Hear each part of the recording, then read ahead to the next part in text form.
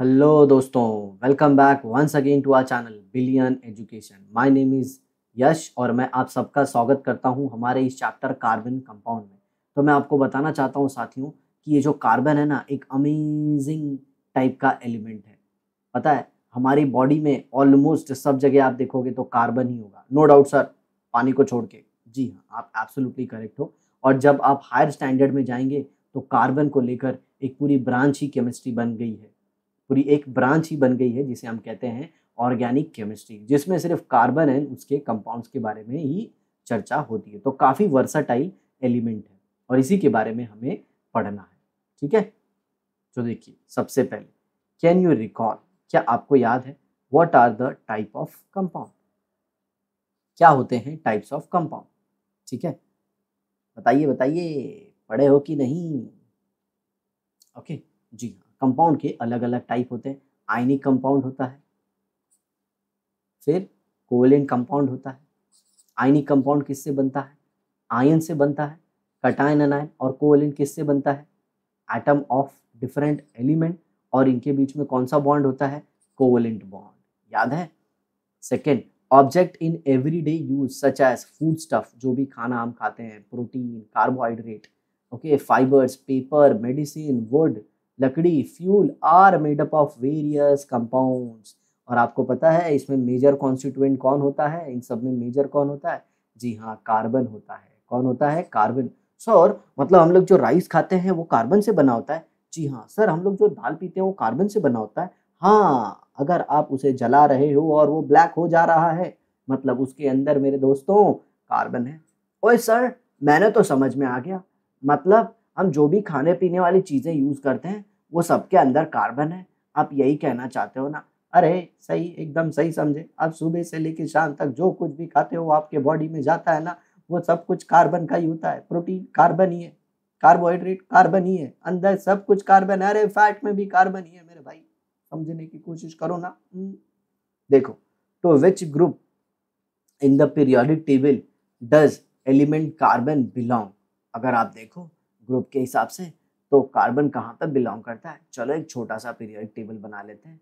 अरे सर, मुझे तो लग रहा है ये बड़ा बना दिया आपने। अरे चुप कर, काफी छोटा ही है ये। इधर देख, ये हो गया पीरियोडिक टेबल। ये इधर ऐसा, ये ऐसा, ये ऐसा, ये ऐसा, ये ऐसा, ये ऐसा। ओके, और यहाँ पे कितने ग्रुप होंगे? दो, और इसमें 10 ग्रुप होते हैं।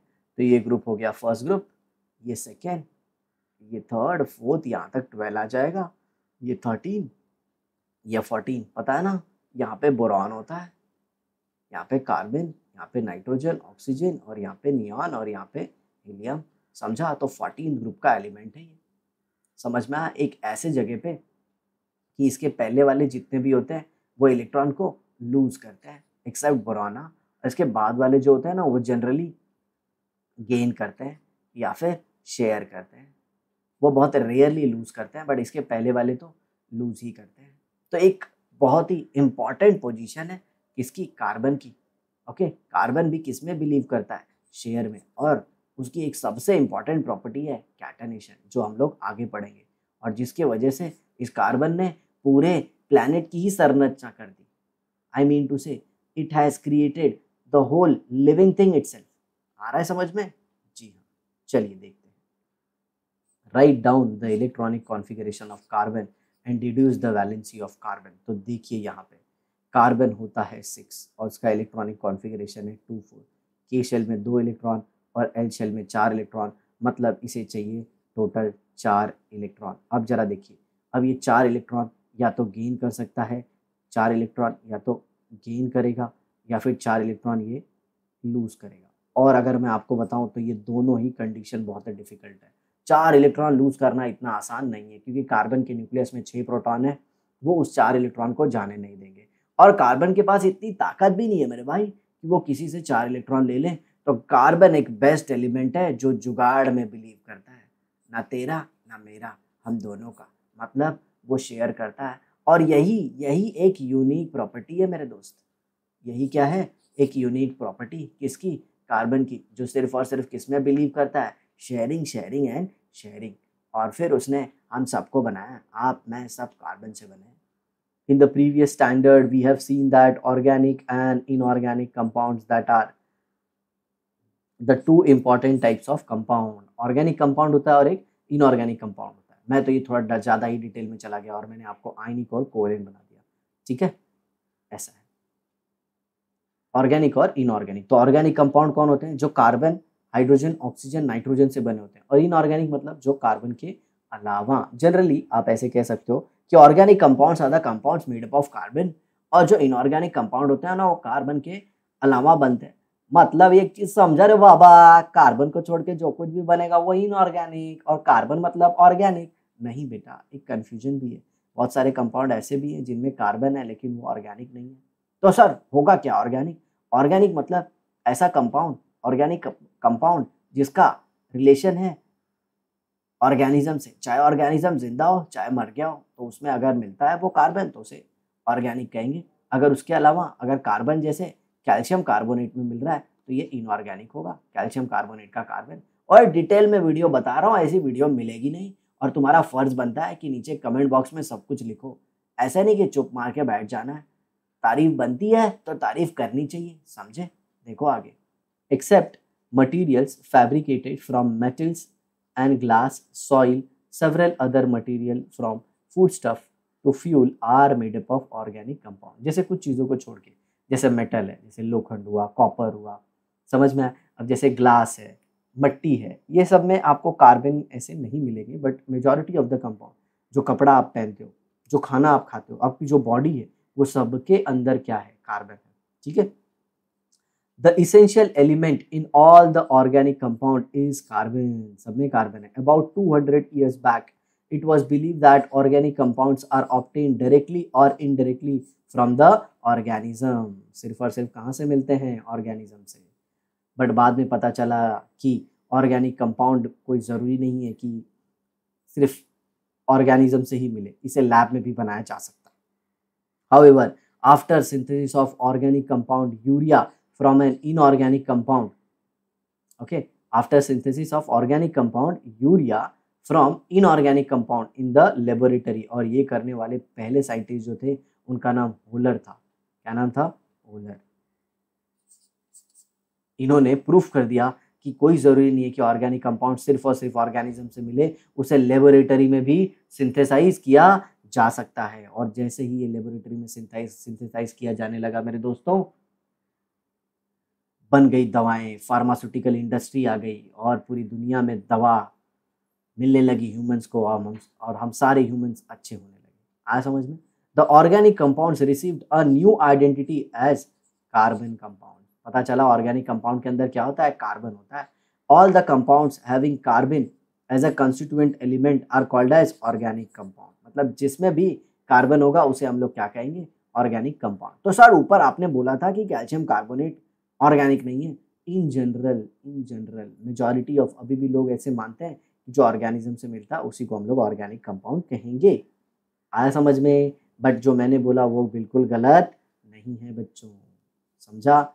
The carbon compounds, carbon dioxide, carbon monoxide, carbide salt जैसे ये देखिए CaC2 calcium carbide, carbonate salt मतलब CO3 2-, ओके, एंड बाइकार्बोनेट मतलब HCO3-. इसमें पॉजिटिव लगाने की जरूरत है. Are exceptions, they are inorganic compound. देखे मैंने बोला था ना, ये सब क्या है? एक्सेप्शन है. और ये क्या है? Inorganic compound. हुआ ना मैं सही? आपको लग रहा होगा सर गलत है. अरे सर बस ना, इतना क्यों बोल रहे हो सर? आगे देखो. Bonds in carbon compound. Carbon compound में कौन से बॉन्ड बनते हैं?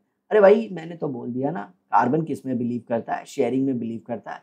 तो उसके बॉन्ड कौन से होंगे? कोवेलेंट होंगे. आ समझ में? मैटर ही खत्म. क्योंकि कार्बन ना तो देता है ना तो लेता है, वो सिर्फ और सिर्फ किस में बिलीव करता है? शेयरिंग करने में. कितना अच्छा एलिमेंट है. You have learned about the ionic compound in previous chapter. You have seen that ionic compounds have high melting and boiling point. They conduct electricity in molten and dissolved state. आप सबको पता है ionic compound किससे बनते हैं? Ion से, cation और अनायन से. उनका मेल्टिंग पॉइंट, बॉइलिंग पॉइंट भी ज़्यादा होता है. क्यों ज़्यादा होता है? क्योंकि उन्हें अलग करना काफ़ी मुश्किल है, क्योंकि उनके बीच का अट्रैक्टिव फोर्स काफ़ी ज़्यादा है. अरे भैया पॉजिटिव और नेगेटिव, ये और वो अट्रैक्शन, समझ रहे हो ना? जहाँ पे भी अट्रैक्शन होगा चीज़ों को दूर करना मुश्किल है. अरे सर सच में अट्रैक्शन में बहुत प्रॉब्लम होता है सर।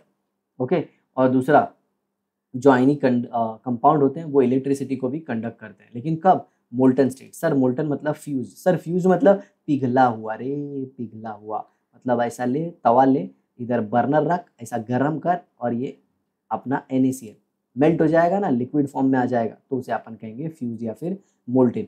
तो सर इलेक्ट्रिसिटी मोल्टन या फ्यूज में ही क्यों कंडक्ट होती है? अरे बेटा आयन फ्री हो जाते हैं ना, और आयन फ्री हो जाएंगे तो मूव करेंगे, और मूव करेंगे तो इलेक्ट्रिसिटी को कंडक्ट करेंगे।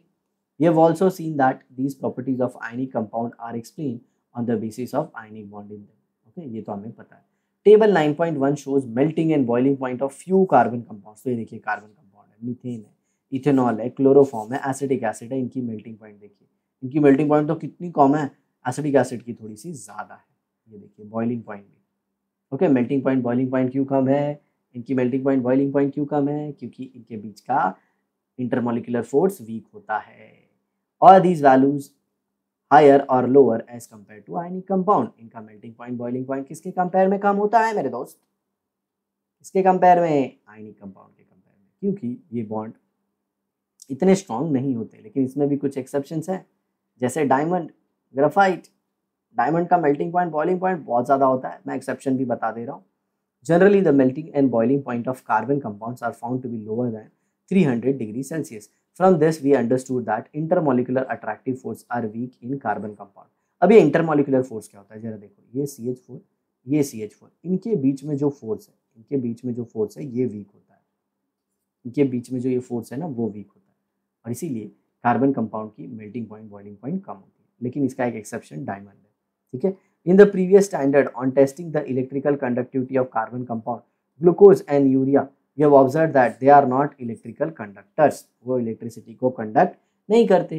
क्यों नहीं करते? उनके अंदर ना तो आयन है ना तो फ्री इलेक्ट्रॉन है, तो भैया कंडक्ट कैसे करेंगे? क्योंकि इलेक्ट्रिसिटी को कंडक्ट करने के लिए या तो इलेक्ट्रॉन चाहिए या तो आयन चाहिए, तभी तो होगा कुछ।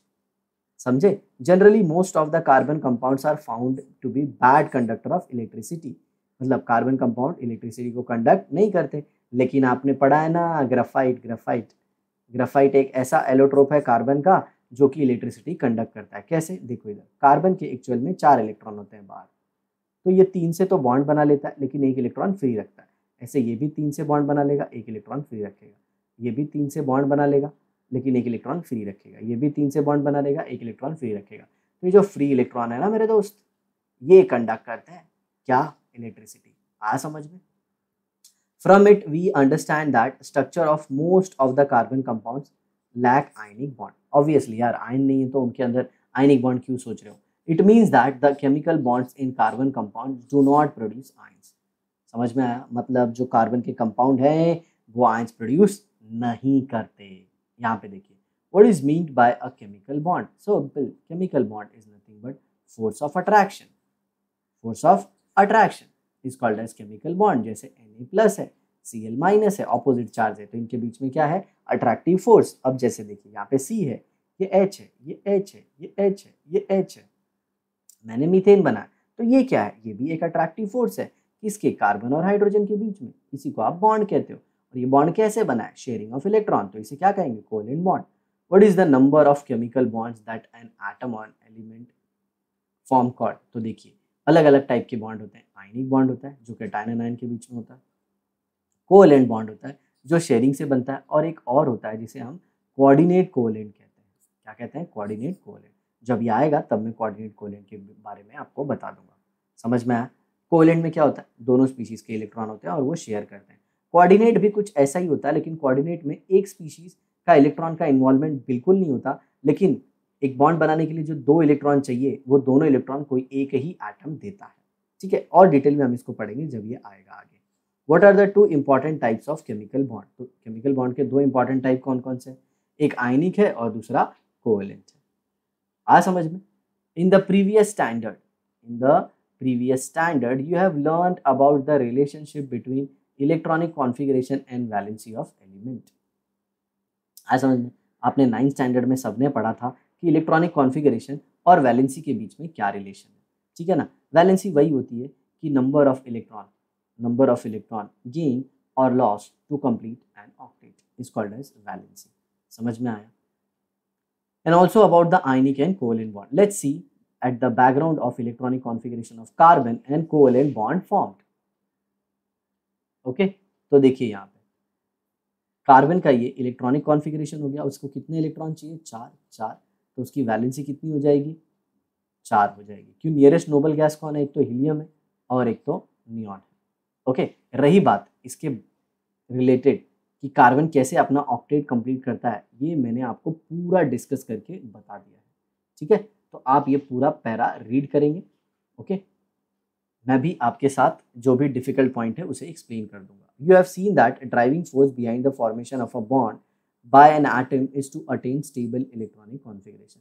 क्यों ये एटम बॉन्ड बनाता है, इसके पीछे कारण क्या है, वो स्टेबल होना चाहता है। स्टेबल मतलब एक ऐसे स्टेट में आना चाहता है जहाँ पे वो बिल्कुल रिएक्ट ना करे। रिएक्ट मतलब शांत एकदम, समझ में आया। और sir noble stable gas configuration मतलब नोबल गैस कॉन्फ़िगरेशन बनाने के बाद एटम कैसे स्टेबल हो जाता है, उसकी एनर्जी मिनिमम हो जाती है। एनर्जी क्या हो जाती है, कम, और एनर्जी कम जिसका उसका स्टेबिलिटी ज़्यादा। ये आप पढ़ लो या फिर आगे पढ़ोगे, जिसकी एनर्जी कम उसकी स्टेबिलिटी ज़्यादा। तो बॉन्ड जब बनता है, मान लीजिए ए है बी है, ए और बी के बीच में बॉन्ड बन गया किसी तरह से, तो पहले ए की एनर्जी जो थी और बी की एनर्जी जो थी, मान लीजिए इसकी एनर्जी 10 किलो जूल थी, इसकी एनर्जी 5 किलो जूल थी, तो बॉन्ड बनने के बाद टोटल एनर्जी 15 किलो जूल से कम होती है। मतलब टोटल एनर्जी कम हो गई, सिस्टम क्या हो गया, स्टेबल। सर कम एनर्जी से स्टेबल कैसे, अरे भैया एक एग्जांपल देता हूँ। जैसे मान लीजिए आपके घर में कोई बूढ़ा आदमी है और एक बच्चा है नया, तो जो बच्चा है ना नया, वो बहुत चिल्लाता है, च्यों पू पू पा करते रहता है। बट जो बूढ़ा इंसान है वो शांत रहता है। क्यों, जो बूढ़ा इंसान है उसकी एनर्जी कम है और जो नया बच्चा है उसकी एनर्जी काफ़ी ज़्यादा है, इसीलिए तो वो चिल्लाते रहता है। आया समझ में, चलिए देखते हैं आगे। As the valence shell of carbon contains 4 electron, there can be many alternative routes to attain noble gas configuration. मैंने बताया था ना, 4 इलेक्ट्रॉन है तो 4 ले भी सकता है, 4 दे भी सकता है और 4 शेयर भी कर सकता है। तो 3 पॉसिबिलिटी है, तो कौन सा फॉलो करेगा, तीसरा वाला फॉलो करेगा क्योंकि वो बहुत अच्छा है। तो देखो यहाँ पे, to attain the configuration of noble gas helium, helium में पता है ना 2 ही इलेक्ट्रॉन होते हैं, तो कार्बन में तो 4 है, मतलब 2 और 4 है, तो उसको क्या करना होगा, 4 लूज करना होगा। By losing one after another all the 4 valence electron. अगर उसे हीलियम जैसा बनना है तो उसे 4 इलेक्ट्रॉन लूज करना होगा, और इसके लिए 4 इलेक्ट्रॉन लूज करने के बाद जो कार्बन पे पॉजिटिव चार्ज आएगा वो 4 पॉजिटिव चार्ज होगा जो कि हाईली अनस्टेबल होगा। समझ में आ रहा है, उसकी एनर्जी बहुत ज़्यादा होगी। The net positive charge on carbon atom goes on increasing during the loss of every electron, therefore to lose next electron more energy is required. जैसे ये देखिए, मान लीजिए कार्बन के 4 इलेक्ट्रॉन थे, उसमें से 1 इलेक्ट्रॉन आपने निकाल दिया, तो कार्बन क्या बन गया, प्लस बन गया। अब सोचिए ना, इस प्लस से एक और इलेक्ट्रॉन निकालना, इलेक्ट्रॉन नेगेटिव चार्ज, और किससे निकाल रहे हो, प्लस से। ये पॉसिबल है क्या, ये पॉसिबल है क्या, चलो एक और इलेक्ट्रॉन निकाल लिया, तो अब क्या बन गया, कार्बन +2, और +2 से वापस एक इलेक्ट्रॉन निकालना बहुत ही डिफिकल्ट हो जाएगा। तो ओवरऑल 4 इलेक्ट्रॉन निकालना कार्बन से आसान काम नहीं है, ठीक है।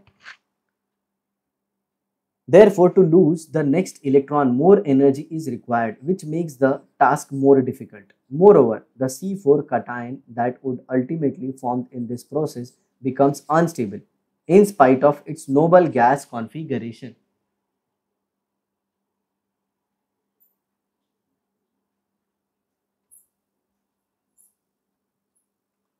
Because it has a small size with high net positive charge. Therefore, carbon atom does not take this route to attain the noble gas configuration. मतलब कार्बन ये रास्ते को बिल्कुल भी फॉलो नहीं करेगा। आया समझ में, क्योंकि इसमें 4 इलेक्ट्रॉन लूज करने के बाद जो स्पीशी बनती है C4+, वो हाईली अनस्टेबल होती है। और याद रखना, रिएक्शन हमेशा स्टेबिलिटी की तरफ जाता है। किसकी तरफ जाता है, स्टेबिलिटी। आप क्यों पढ़ते हो, क्योंकि आप पढ़ने के बाद नॉलेज गेन करोगे, पैसा कमाओगे, और पैसा कमाने के बाद आप क्या हो जाओगे, स्टेबल हो जाओगे। आया समझ में, चलिए आगे देखते हैं। दूसरा रास्ता देखते हैं। To attain stable configuration the noble gas neon, okay, neon क्या होता है, 2 8, okay, by accepting 1 by 1 as the 4 electron in valence shell. तो देखिए कार्बन 2 4 होता है, तो कार्बन ने अगर 1 इलेक्ट्रॉन लिया तो ये C- हो गया। अब इसे एक और इलेक्ट्रॉन लेना है, तो क्या आपको लगता है ये 1 माइनस और 1 इलेक्ट्रॉन इजीली ले पाएगा, नहीं ले पाएगा, क्योंकि इलेक्ट्रॉन इलेक्ट्रॉन में रिपल्शन होता है। चलिए मान लीजिए फिर भी दूसरा इलेक्ट्रॉन ले लिया, तो C2- हो गया या C-2 हो गया। अब एक और इलेक्ट्रॉन लेना मतलब C-3 बनाना, ये तो पॉसिबल नहीं है। तो इसी तरह 4 इलेक्ट्रॉन लेके C4 नेगेटिव बनाना एकदम पॉसिबल नहीं है, या फिर आप ऐसे बोलो हाईली अनस्टेबल सिचुएशन है, तो कार्बन ये वाला रास्ता भी फॉलो नहीं करेगा। In this method, the net negative charge on the carbon atom goes on increasing while accepting every new electron. Therefore, more energy is required for accepting the next electron by overcoming the increasing repulsive force, making the task more and more difficult. क्योंकि जो हर बार electron आएगा उसको repulsion feel होगा, और repulsion feel होगा तो क्या होगा, अगर कोई किसी को आप हेट करते हो तो आने दोगे क्या अपने घर में? सिंपल, कार्बन के ऊपर नेगेटिव चार्ज है तो वो इलेक्ट्रॉन को आने देगा क्या? नहीं। तो more over C4 anion ultimately formed would be unstable, बहुत ज़्यादा अनस्टेबल होगा in spite of having Nobel gas configuration. Okay, क्योंकि उसके जो 4 जो उसके न्यूक्लियस में 6 प्रोटॉन है ना, वो 4 जो एक्स्ट्रा इलेक्ट्रॉन आया उनको हैंडल नहीं कर पाएंगे, उनको अट्रैक्ट नहीं कर पाएंगे। As it would have a small size with high net charge. Small size मतलब कार्बन बहुत छोटा होता है और उसके ऊपर 4 नेगेटिव चार्ज, हाईली अनस्टेबल। समझ में आया? Making it difficult for the nuclear charge +6 to hold 10 electron around it. बोला ना 6 प्रोटॉन को 10 इलेक्ट्रॉन को हैंडल करना काफी डिफिकल्ट होता है। तो सर आपने तो बोला 4 इलेक्ट्रॉन, अरे बेटा 4 इलेक्ट्रॉन जो एक्स्ट्रा थे, 6 पहले भी तो थे, टोटल कितने हो गए? 10। समझ में आया? Therefore, carbon atom does not take this route to attain noble gas configuration. तो ये रास्ता भी गया। अब आगे देखिए, to attain the configuration of neon by sharing 4 electron valence shell with 4 valence electron of other atom. In this method, 2 atoms share valence electron with each other. Valence shell of both the atom. Valence shell मतलब बाहरी कक्षा जिसमें carbon में 4 electron है। Okay, overlap and accommodate the share electron, मतलब ऐसे share करते हैं।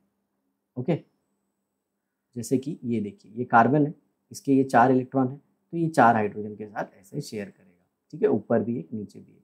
और ओवरलैप क्या होता है? ये एटम ऐसे, ये कार्बन है तो ये ऐसे ओवरलैप होगा। आगे चल के आप हायर स्टैंडर्ड में पढ़ोगे कि एटम की ऑर्बिटल्स होती हैं जो ओवरलैप होती हैं। अब भी थोड़ा आपको मैं एक्स्ट्रा बता देता हूँ, अगर आपको फ्यूचर में साइंस लेना है तो। समझ में आया? ऑर्बिटल होती है। ओके, यहाँ पे देखिए, as a result both the atom attain noble gas configuration. देखो यहाँ पे हाइड्रोजन का 2 हो गया, इसका भी 2 हो गया, हीलियम बना दिया हाइड्रोजन का, और कार्बन के भी कितने हो गए? 8 हो गए। ये देखो कार्बन के 8 हो जाएंगे। ठीक है, यहाँ पे अलग से एक चित्र में मैं आपको दिखा देता हूँ। ये देखिए, ये कार्बन है, कार्बन के वैलेंस इलेक्ट्रॉन कितने? 4। हाइड्रोजन के कितने हैं? 1। तो ये क्रॉस कर ले रहा हूँ मैं, hydrogen hydrogen hydrogen hydrogen. Hydrogen को किसके जैसा बनना है? हीलियम जैसा। तो ये देखिए, हाइड्रोजन किसके जैसे बन रहा है? हीलियम जैसा बन रहा है। ओके, और यहाँ पे कार्बन को कितने इलेक्ट्रॉन करने हैं? 8 इलेक्ट्रॉन करने हैं। तो ये देखिए, कार्बन के भी 8 हो गए। इसी को कहते हैं शेयरिंग। कैसे हो गए कार्बन के 8? ये देखो ना, 2 2 4 2 6 और ये 2 8, क्योंकि बॉन्ड 2 इलेक्ट्रॉन से बनता है। ठीक है, चलिए आगे देखते हैं। Without generating any charge on them, मतलब अब तो कोई चार्ज नहीं आता, क्योंकि ना किसी ने लिया ना किसी ने दिया, आप तो शेयर किया। which means that atom remain electrically neutral due to those factor atom attain stability, और न्यूट्रल होने की वजह से स्टेबिलिटी अटेन करता है। therefore carbon atom adopt this route to attain a noble gas configuration। ठीक है, तो कार्बन तीसरा वाला रास्ता फॉलो करता है। ये तो मैंने आपको पहले ही बता दिया था। The chemical bond found by sharing of 2 valence electron between the atom is called as a covalent bond. Okay, तो ऐसा बॉन्ड जो शेयरिंग ऑफ इलेक्ट्रॉन से बनता है उसे हम लोग क्या कहते हैं? Covalent bond. और कोवेलेंट बॉन्ड की जो चर्चा है ये हम करेंगे अपने नेक्स्ट एपिसोड में। तो आई होप दोस्तों ये वीडियो बहुत अच्छा लगा होगा। आप अपनी फीलिंग्स को इस वीडियो से रिलेटेड कमेंट बॉक्स में लिख के बताइए, उससे हमें ह्यूज मोटिवेशन मिलेगा। अगर कोई कंसेप्ट आपको बहुत अच्छा लगा होगा तो अपना एप्रिसिएशन ज़रूर दीजिए। ठीक है, तो अगर आप चैनल पर नए हैं तो चैनल को सब्सक्राइब कर दीजिए, बेल आइकन को दबा दीजिए, ताकि मैं जब भी वीडियो अपलोड करूँ आपको नोटिफिकेशन मिल जाए। तो इसी तरह हमारी वीडियो देखते रहिए, अपने माता पिता का नाम रोशन कीजिए। मिलते हैं नेक्स्ट एपिसोड में कोवेलेंट बॉन्ड के साथ। तब तक के लिए बाय बाय।